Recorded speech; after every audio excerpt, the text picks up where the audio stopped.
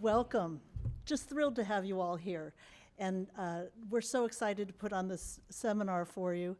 I'd like to start off first by thanking Rick Chong and Dan Chow, who just spoke at the podium. Rick has been a terrific chair for us all year long and since I've been executive director.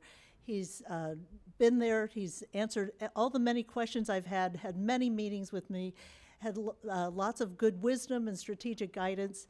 And I'd also like to thank Dan Chow, our former chair and current board member, because he's been instrumental in sharing knowledge about 1990. So let's all give a round of applause for Rick and Dan.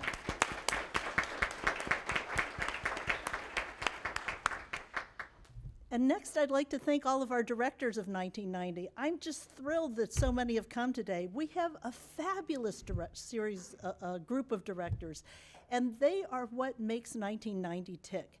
They bring wisdom, knowledge, energy, support. They are major donors, and without our directors, 1990 wouldn't be here. So if I see many of you, besides Dan and Rick, I see Paul, I see Vicki, Bill, Billy, Alice, Sandra, I hope I don't miss anyone, Rob, and I'm just so thrilled that everyone could be here with us. Raise your hand and wave your hand if you're a director. Thank you so much.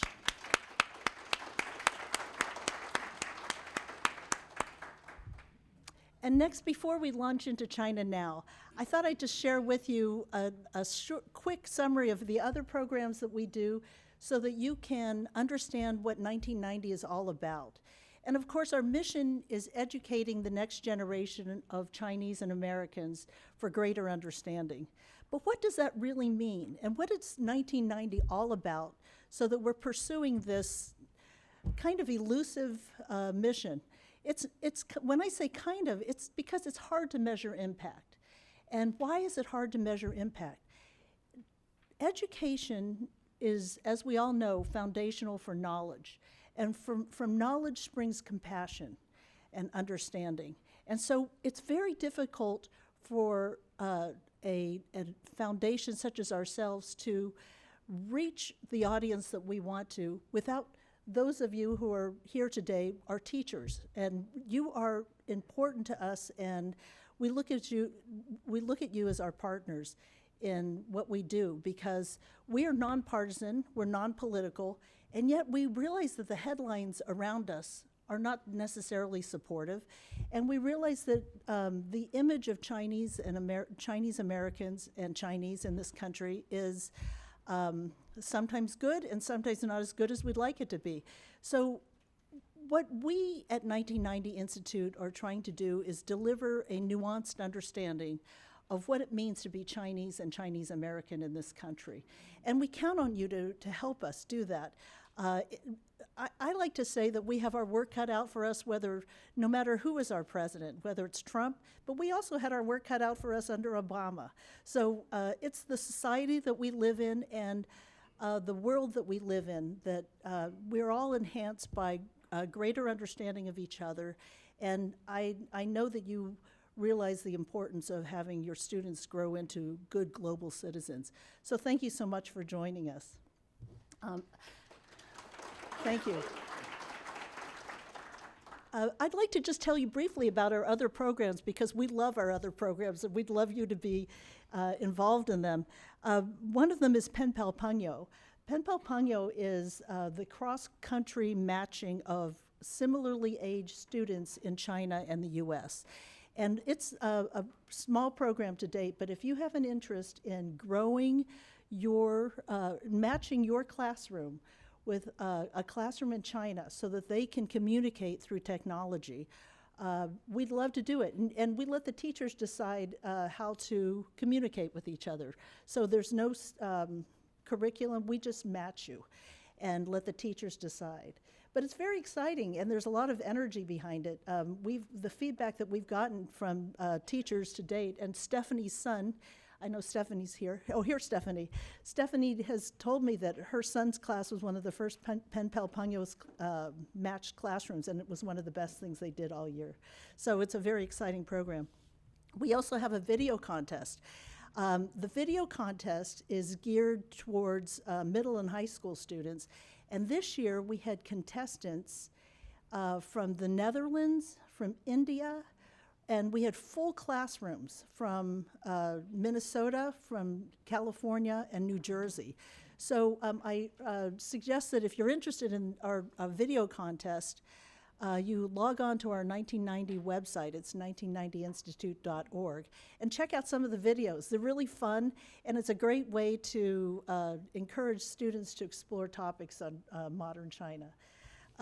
Then we have the college essay contest, which is something that we just started this year. I just am thrilled with the results. We reached out to colleges across the United States with Asian studies majors, and we had a huge response. I'll be talking about the winners of this year's contest around lunchtime, but it's what we see as the continuum of introducing modern China and emphasizing the importance of understanding the world's most populated country in the continuum of ages, from pen pal pangyo to video contest to college essay contest.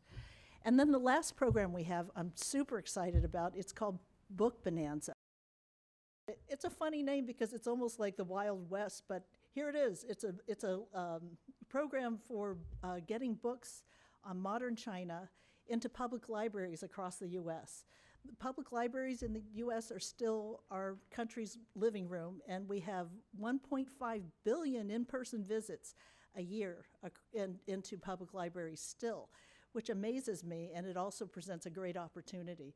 So this year in San Francisco, we had 3 terrific authors. Julie Flint Seiler, who just came out with a book on Cameron House, Helen Zia, and I'm just blanking on the third author. Sorry? Oh, it'll come to me, I'll tell you later. But soon the Asia Society will have the opportunity to present yet a 4th program, which is Orville Shell through Asia Society. And so that's terrific. And by the way, Frank de Cota, who is a Dutch prominent China hand, will be coming this afternoon and presenting, and he's on the Book Bonanza list as well. So if you'd like, please tune in to our website, 1990institute.org, and check out the under programs Book Bonanza, and you'll see a great list of the most interesting readings of modern China. And eventually we'd like to focus on getting this book list out to all the libraries across the U.S. and have local presentations in the major libraries. So those are our programs. And of course, there's China Now. And to tell you more about China Now, I have Ruby Ming. Ruby is instrumental to 1990. She has worked tirelessly to help put on today's seminar, and I'm thrilled to have Ruby come to the podium now to tell you some more about today's program. Thank you so much. Good morning, everyone. So great to see you all, and so many familiar faces. I know there are many repeat people, and just going to point out a couple people because I can't help myself. Pat Ajamian, year 7. This is our 7th year, every single year. And Michael Barrowman, where's Michael Barrowman? 7 years, he's back there. So if you have any questions, and there are many other people who've been here multiple times, so if you're new, please feel free to reach out and get to know some of the other attendees. Because that's one of our goals. You know, our goal is to provide you with knowledge and strategy to help you bring modern contemporary China into your classroom effectively for your students. And so today you'll be hearing from a variety of experts in many different disciplines, and to help you with that. And today we're going to, let me just go ahead. Yes, we've been here for,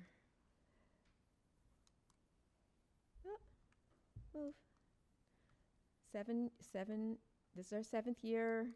And so to help you with the pedagogy piece and make sure that you have access to everything, if you haven't already done so, please make sure that you register online. because you might think don't need to, but there are things that only registered users will be able to see, and you'll be able to access those things. So if you haven't done that, do that during one of the breaks. And I just want to make sure that we acknowledge our partners, USC, U.S.-China Institute, our co-sponsor, and we provide, this room is provided to us by the San Mateo County Office of Education. We couldn't do it without them and their staff. I also want to acknowledge our video people from the Santa Clara County Office of Education, Lindsay and Richard. And also we have Devin Hess will be leading the pedagogy sessions later, and he's from UC Berkeley History Social Science Project. And we get our CEUs from San Francisco State University. And of course, JT Tai and Company Foundation. So today, during the pedagogy sessions, we're going to be reviewing some literacy strategies. So during the presentations, listen for content, think about what might be interesting to your students, and of course what's related to what you're teaching, and listen for concepts to share. Clear main ideas and identifiable supporting facts.